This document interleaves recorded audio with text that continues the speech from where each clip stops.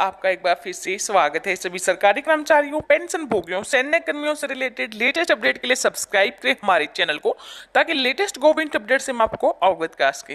दोस्तों, जैसा कि आप वीडियो के थंबनेल में देख चुके हैं, आज के इस वीडियो के अंदर 60 लाख पेंशन भोगियों को किस तरह यहाँ पर न्यूनतम पेंशन बढ़ोतरी प्लस डीए का लाभ मिलेगा, हायर पेंशन का फायदा उसको किस तरह मिलेगा, वित्त मंत्री, प्रधानमंत्री, सीबीटी मेंबर्स को यहाँ पर जो प्रपोज्ड फॉर्मूला है, फॉर्मूला ए और फॉर्मूला बी, जिसके हिसाब से पेंशन भोगियों को हर हालत में 7500 प्लस डीए यहाँ पर पेंशन मिलना तय है, इसकी जानकारी हम देने वाले हैं। पूरी जानकारी के लिए वीडियो को लास्ट तक देखें, वीडियो अपने दोस्तों के साथ जरूर शेयर करें ताकि वो भी इनके बारे में जान सके। तो चलिए दोस्तों, आपका कीमती वक्त न जाया करते हुए आज के हमारे वीडियो स्टार्ट करते हैं। आप यहाँ पर देख पा रहे हैं ईपीएस 95 पेंशनर को इस तरह मिलेगा 7500 प्लस डीए हायर पेंशन का लाभ। जी हां दोस्तों, बिल्कुल आपने सही सुना। राष्ट्रीय संघर्ष समिति एनएसी की ओर से माननीय सभी सीबीटी मेंबर्स, प्रधानमंत्री, वित्त मंत्री, ईपीएफओ कार्यालयों के नाम एक परिपत्र जारी किया गया है, जिसमें समिति के राष्ट्रीय अध्यक्ष माननीय कमांडर अशोक राउत जी ने ईपीएस 95 पेंशन किस तरह से 7500 रुपए प्रति महीने, साथ में डीए भी कर्मचारियों को मिल सकता है और कैसे सुप्रीम कोर्ट के आदेश के अनुसार कर्मचारियों को हायर पेंशन यानी उच्च पेंशन का लाभ मिल सकता है, ये भी विस्तार से बताया गया। अशोक राउत जी ने कहा कि राष्ट्रीय संघर्ष समिति एनएसी हमेशा से ही इस तथ्य की वकालत करती रहा है कि न्यूनतम पेंशन में वृद्धि का समाधान उपलब्ध संसाधनों के भीतर ही सुप्रीम कोर्ट के आदेश के अनुसार हायर पेंशन को लागू किया जा सकता है। इस संबंध में राष्ट्रीय संघर्ष समिति की ओर से माननीय प्रमोद जी अवस्थी के साथ एनएससी समिति के राष्ट्रीय उपाध्यक्ष की 9 अगस्त 2019 को माननीय श्रम मंत्री जी के बरेली ऑफिस पर बात हुई है और इसके बाद आपके आदेश के बाद हमारे जनरल सेक्रेटरी वीरेंद्र सिंह के साथ श्रीमती अनिता त्रिपाठी की बैठक 13 अगस्त 2019 को हुई है। आगे श्री अशोक राउत जी ने बताया कि माननीय महोदय के आदेश अनुसार वह बैठकों में हुई चर्चाओं को ध्यान में रखते हुए हमने अपनी दोनों मांगों न्यूनतम पेंशन 7500 प्लस डीए और सुप्रीम के आदेश के अनुसार हायर पेंशन को लेकर एक व्यवहारिक समाधान ए एंड बी तैयार किए हैं और इसे माननीय सभी सीबीटी मेंबर, प्रधानमंत्री, वित्त मंत्री, ईपीएफओ कार्यालयों को सौंपते हुए हमें खुशी भी आशा है कि वो इस बात पर विचार कर पेंशन धारकों को लाभान्वित जरूर करेंगे। तो चलिए जान लेते हैं सबसे पहले हायर पेंशन प्लस न्यूनतम पेंशन 7500 प्लस डीए के लिए प्रस्ताव की मुख्य विशेषता क्या है। उपरोक्त के मद्देनजर हम इनका कहना है विनम्रात्मक आपसे आवेदन करते हैं आप इसके साथ जुड़े समाधानों पर विचार करें और वर्ग पेंशनरों को सम्मान और स्वाभिमान के साथ जीने में मदद करें। सबसे पहले यहाँ पर देखा सरकार का वर्तमान योगदान यानी 15,000 की सीलिंग राशि पर 1.16% को और अधिक बढ़ाने की आवश्यकता नहीं है।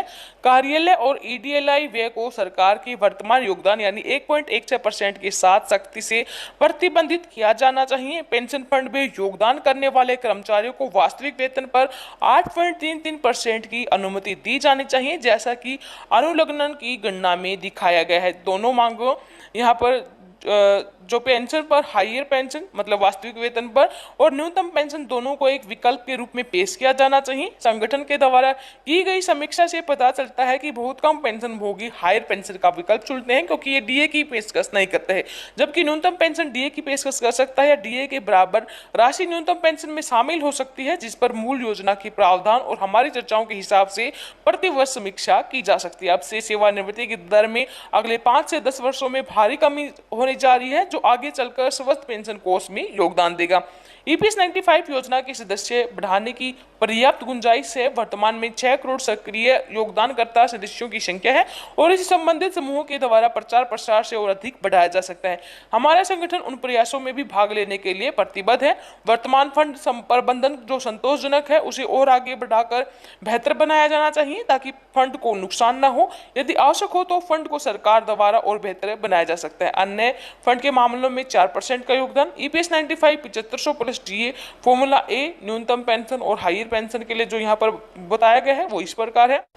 ईपीएस 95 योजना के तहत कार्य करने वाले कर्मचारियों की यहाँ पर ये संख्या है और पेंशन की ओर योगदान करने वाले कर्मचारियों की कुल संख्या भी यहाँ पर दिखा रखी है। तो कुल पेंशन भोगियों की संख्या अगर हम देखें तो यहाँ पर लगभग 65 लाख है। तो आज के हिसाब से पेंशन फंड में जो संपत्ति जमा हो रही है यहाँ पर आप देख पा रहे हैं 4,12,000 करोड़ रुपए है और लावारिस धन जिसका उपयोग किया जा सकता है 57,000 करोड़ रुपए है। तो टोटल संपत्ति यहाँ पर आप देख पा रहे हैं 4,12,000 करोड़ प्लस 57,000 करोड़ यहाँ पर बन गया आपका 4,59,000 करोड़। पेंशन फंड से मौजूदा नियमित आमदनी -6 करोड़ कर्मचारी मल्टीप्लाई 1250 प्रति महीने मल्टीप्लाई 12 महीने -90,000 करोड़ रुपए। कुल संपत्ति माइनस पॉइंट नंबर 3+4, यहाँ पर आप देख पाएंगे 5,59,000 करोड़ रुपए यहाँ पर बन जाती है।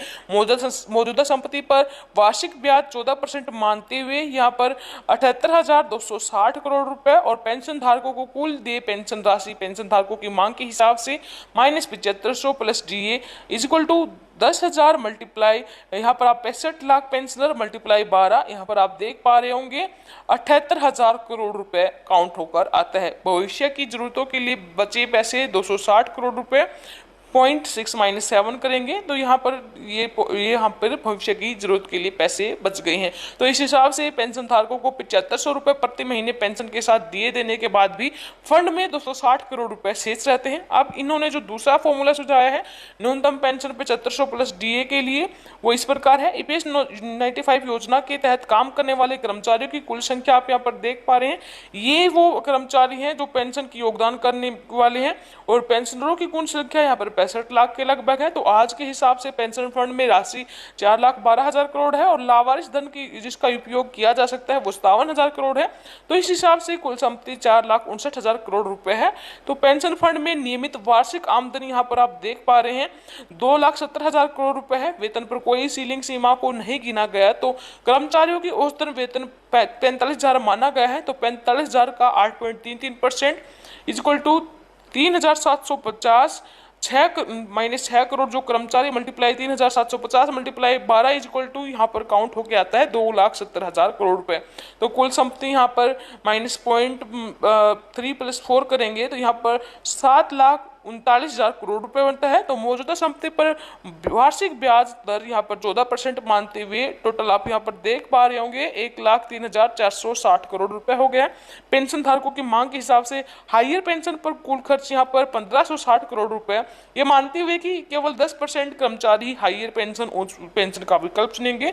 65,000 पेंशनर मल्टीप्लाई 45,000 वेतन मल्टीप्लाई सर्विस के वर्ष 30 45,000 मल्टीप्लाई 30 डिवाइड बाई 70 यहाँ पर 20,000 65,000 मल्टीप्लाई 20,000 मल्टीप्लाई 12 1,560 करोड़ रुपए यहाँ पर इस फॉर्मूले से निकल के आते हैं। लगभग 65,000 जो हमारे लगभग 65 लाख पेंशन धारकों जो मिनिमम पेंशन का विकल्प चुनते हैं उन पर सालाना खर्च 77,220 करोड़ रुपए है। मिनिमम पेंशन और हायर उच्च पेंशन मिलाकर कुल यहाँ पर आप देख पा रहे होंगे 78,780 करोड़ रुपए बन जाता है। तो भविष्य की जरूरतों के लिए यहाँ पर 24,680 करोड़ रुपए यहाँ पर बच जाते हैं। पॉइंट नंबर 6 - 9 करेंगे तो राष्ट्रीय संघर्ष समिति NSC की ओर से इस तरह की गणना कर इसका प्रस्ताव माननीय सभी CBT मेंबर्स, प्रधानमंत्री, वित्त मंत्री, EPFO कार्यालयों के नाम एक परिपत्र जारी करके बताया गया है और इस पर विचार करने के लिए 1 महीने का समय दिया गया है। यदि इसके बाद भी EPFO या सरकार की ओर से कोई कदम नहीं उठाया जाता है तो 7 दिसंबर 2019 को दिल्ली में रास्ता रोको आंदोलन की घोषणा राष्ट्रीय संघर्ष समिति NSC की तरफ से कर दी गई है। समिति के इस न्यूनतम पेंशन और हायर पेंशन पर प्रपोजल को यहाँ पर लेटर जो है हम आपको वीडियो के डिस्क्रिप्शन में प्रोवाइड कर देंगे, आप इसको चेक कर सकते हैं। तो ये थे जो NSC के द्वारा 2 प्रपोज फॉर्मूले हैं गवर्नमेंट CBT मेंबर्स वित्त मंत्रालय को भेजे गए हैं, जिसमें हर कंडीशन में यहाँ पर हमारे पेंशन धारकों को 7500 प्लस DA देने से गवर्नमेंट को कोई नुकसान नहीं हो रहा है। देखते हैं गवर्नमेंट की तरफ से, CBT मेंबर की तरफ से, वित्त मंत्रालय की तरफ से क्या जवाब आता है। फिर हाजिर होंगे आपके सामने लेटेस्ट अपडेट के साथ, तब तक के लिए बने रहे हमारे साथ। धन्यवाद। जय हिंद, जय भारत।